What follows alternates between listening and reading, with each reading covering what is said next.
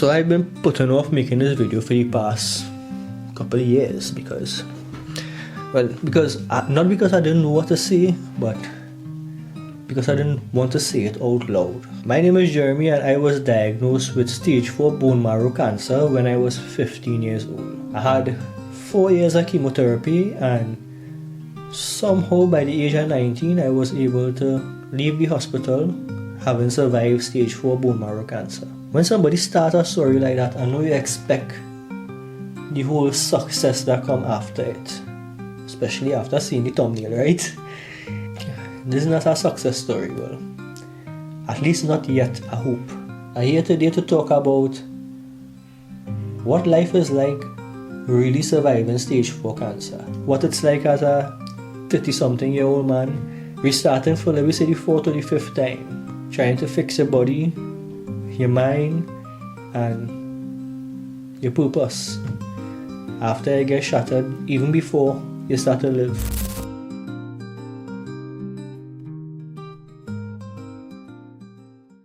Now, I used to always think, right, that especially the day that I was diagnosed and I hear the words come out of the doctor's mouth, you have cancer, I used to think that once you make it to the next day, that was good enough. Accumulating enough tomorrow is going to make enough time that you're going to get past this. You're going to beat cancer and you're going to come out of the hospital. Just make it to tomorrow. And it worked, right? Nobody is prepared for what coming out of the hospital is like.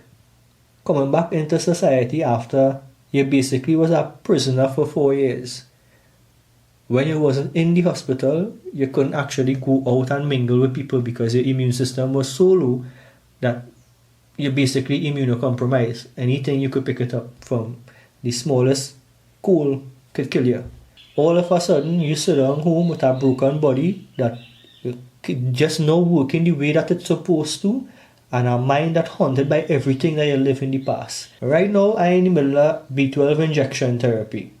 So, today was my 3rd shot of B12. I have 4 more days of consecutive B12. After that, we're going to do 1 shot every week for 4 weeks, and then we're going to recheck my blood and see if the value is going up. The reason for doing that is I had some symptoms, right? Some symptoms. We could talk about the symptoms after, but we checked the blood and my B12 levels was borderline low. It is borderline low. Borderline is 200, I on 218, so that explains my symptoms. It's a funny thing that my B12 is so low because I eat an excess of 4,000 calories. But the truth of the matter is, right after chemo, I started to realize that my stomach do absorb nutrients the way that it's supposed to again.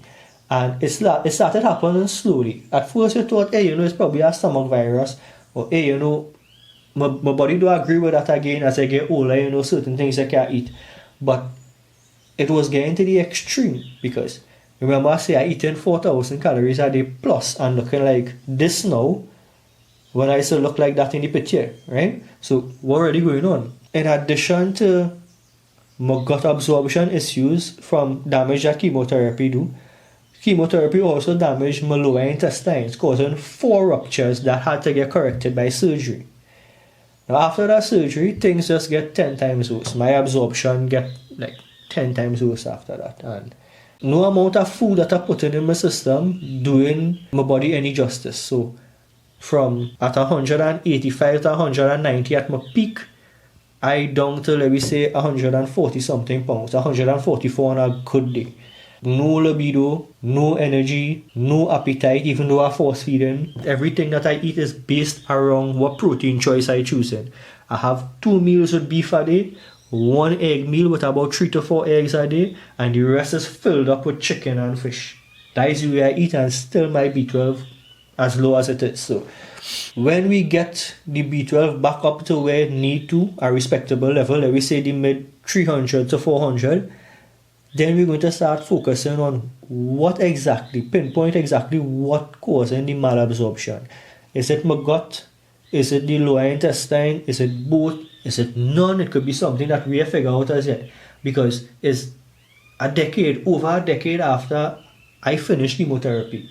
And we still figuring out damage that this thing do to me so many years after.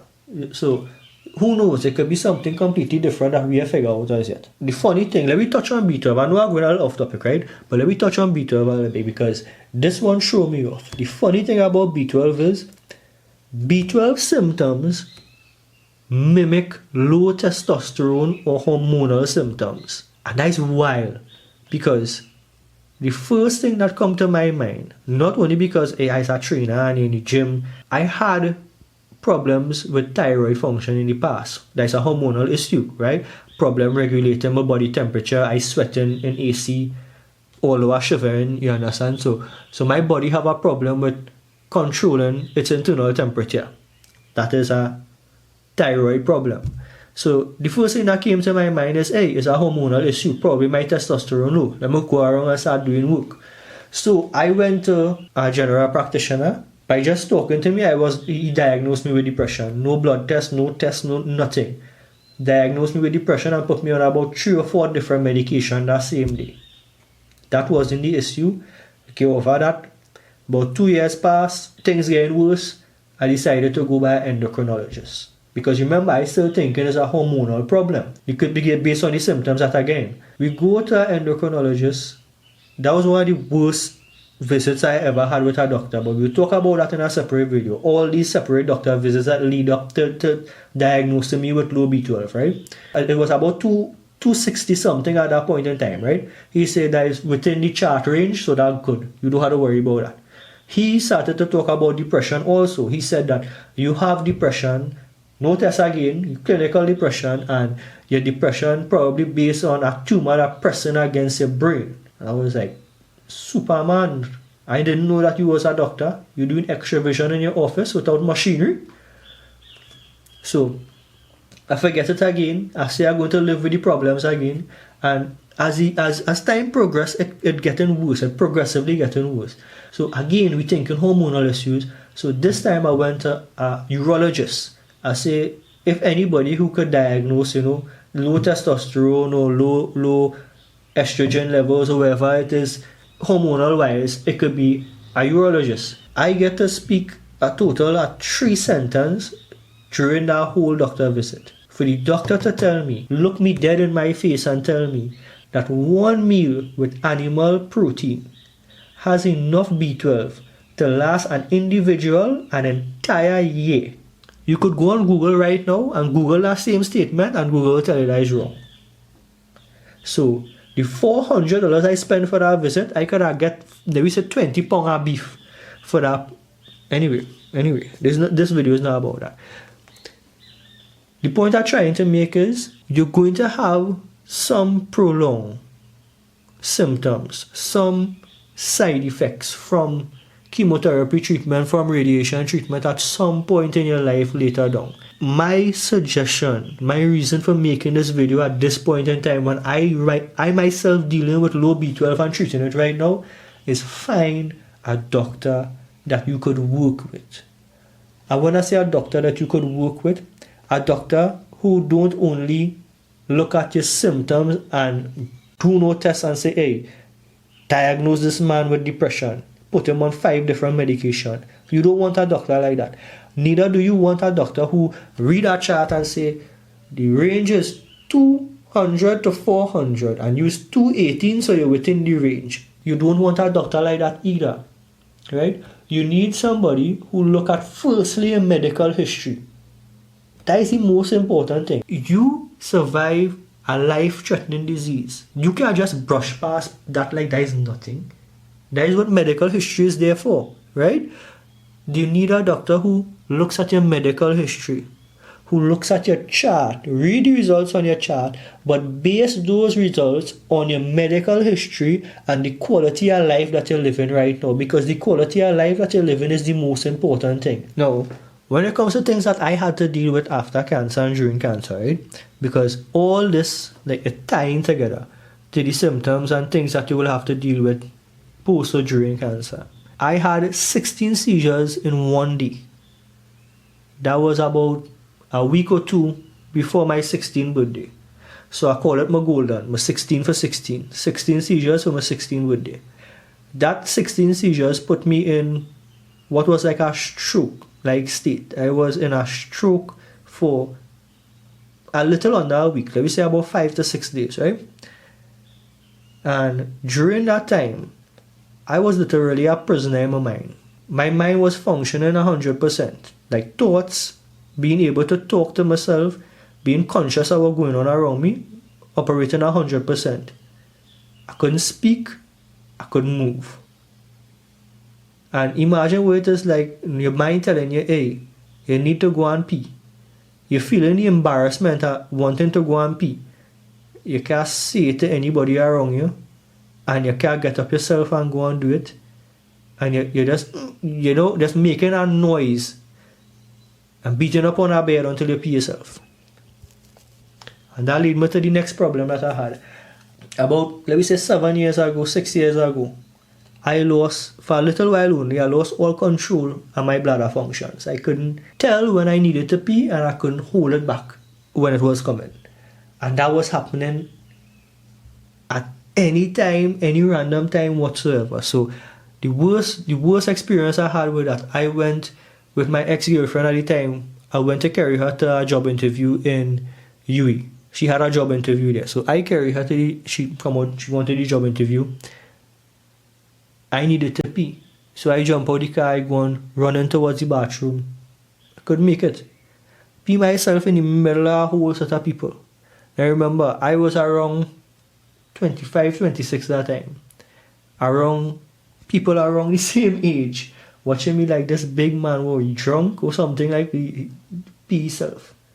And I had to go into a bathroom, hide in the stall. Luckily, my ex at the time, she had a sweater on her. So she bring the sweater, wrap it around me. To save myself the embarrassment of walking with her wet pants from the washroom in UE to my car in the car park. And that was one of the biggest hits mentally that I ever take. Because for 4 years, I had chemo. And I dealt with being sick. I had seizures. I had strokes. And not once I needed to wear Pampers. Not once. And so much years after, I survived. It just like that. Like in an instant, you just lose control of your bladder. And this went on for, let me say, about 2 years or 3 years before I could get control of it. To be honest, these are the things that people don't talk about. When you hear a cancer survivor story, you're always hearing the positive. You're always saying, a cancer survivor do this, or a cancer survivor do that, or they achieve this, or they achieve that. Sometimes that doesn't always be the case. Most time that doesn't always be the case. Most cases, you have so much lingering damage, so much side effects from chemo and radiation that's in your system that might lay dormant for a couple of years before it really come and hit you in a way that you never expected before. Because my dumb ass was happy when I wasn't vomiting during chemo. I wasn't throwing up and I watching everybody around me throwing up. I feeling, as a boss, I used to be eating while I having chemo. I used to tell you how much it didn't affect me at the point in time. And at the point in time, I didn't know what it was doing to me inside. Coming out now, the society like a bird get kicked off from a nest. Learn how to fly. Either you fall or you fly. I fall. Plenty times. Plenty times I fly also. I had real good times. After chemo, I became a DJ, a producer, a personal trainer, a specialist in fitness nutrition. I work in plenty gyms. I train plenty clients. I help a lot of people. I had a lot of highs, but during that time I had a lot of lows also. And the thing is, it didn't actually come at a one straight peak and then you drop off. It was always in a wave. You're always getting a good 2-3 years, then you have a big drop off. A good 2-3 years, then a big drop off. And that keep on going on for, let me say, about 4 or 5 times. This is probably the 5th time I have to restart gym as a trainer. Because I don't even have the energy right now to drive to go to the gym. These are the symptoms, right? Like even at my peaks, even at my high times, these are the symptoms that I've been silently living with, trying to mask it and operate like a normal human being, like a normal trainer, a normal human being, because in your mind that is what you're supposed to do. cancer done, chemo done, problem done. That is where everybody telling you, even doctors that you go to. That is where everybody telling you. But that is not the fact. That is sometimes the furthest thing from the fact. This is the core of this channel and this first video that I put out. If you went through something as intense as chemotherapy and radiation, and your body feeling off right now, your body and your mind feeling off, you're not feeling like you used to before you had cancer, or on one of your high peaks after you had chemotherapy, this is me urging you to go find a doctor and don't allow them to dismiss you. If you feel that you are not like me, I'm not a combative person. You go in there, it might take a couple tries. You might need 1, 2, 3, 4, in my case 4 different doctors, 4 different opinions before you find the one that actually working for you. And I know it's expensive. I know it's taking a whole while, and your problem not getting easier, getting worse. But imagine it getting worse and you don't have the help.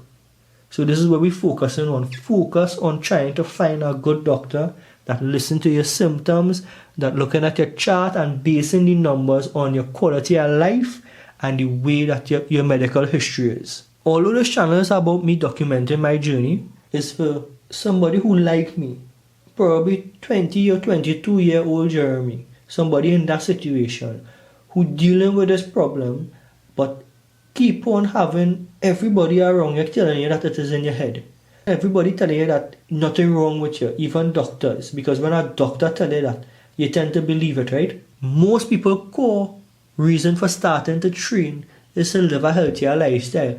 And we get caught up. Even myself, as a trainer, I get caught up in, the aesthetics, the strength gains and all these things, putting that above the actual purpose of training, the actual purpose that we start the gym for. And nothing wrong in training just to be healthy.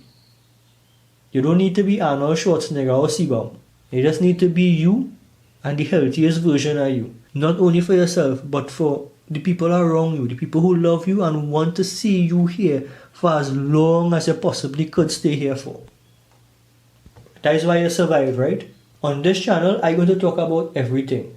This is not just a fitness channel. We're going to talk about nutrition, your hormones, mental health, dealing with post-survivor high, because that's our next topic that we need to talk about. Gut issues, loneliness, and everything that comes with surviving something like stage 4 bone marrow cancer or anything similar to it. I documented this journey not because I have everything figured out. I documented this journey because I don't have everything figured out, and it is over a decade now that I fight in this fight. And at least we need to have some point of reference. And hopefully somebody watching this who in my same position, who thinking to themselves that I alone dealing with this, something wrong with me, some part of me broken either mentally or something going on. Because when I was experiencing that in my early 20s, nobody was there to say, hey, Jeremy, this is exactly what surviving cancer is like. I had the same problem. I felt the same way. I experienced the same thing. Oh, I have an idea about what you're going through. Nobody was there to say these things. Even the people that I had to turn to help me fix these problems, telling me that these problems made up. And now we have proof that it isn't. If the information that I put out on these videos is something that you're interested in, something that you know somebody who might be interested in, please feel free to share the video, like it if you like the content, subscribe if you want to, and thank you for watching the video. I know it might have been a little teeth-fed from exactly what I show on the thumbnail, because I mean, that is what 4,000 calories a day doing right now compared to what I was looking like on the thumbnail. So it looked like a reverting back in time, like Benjamin Button. But say what? So once again, thanks everybody for watching. My name is Jeremy and this is Mungdal. Later.